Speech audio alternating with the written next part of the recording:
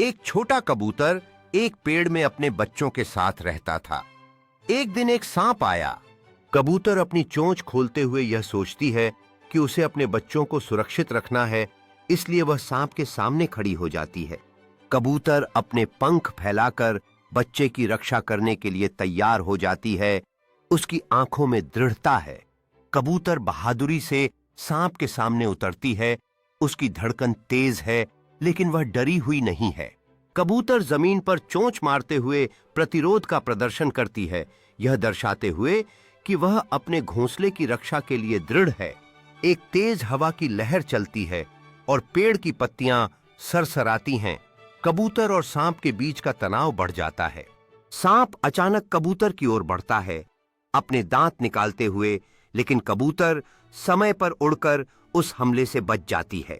کبوتر اونچائی پر اڑتے ہوئے اپنی چونچ اور پنکھوں کے ساتھ دھیریہ پوروک اپنے بچوں کی رکشا کرنے کے لیے واپس لوٹتی ہے۔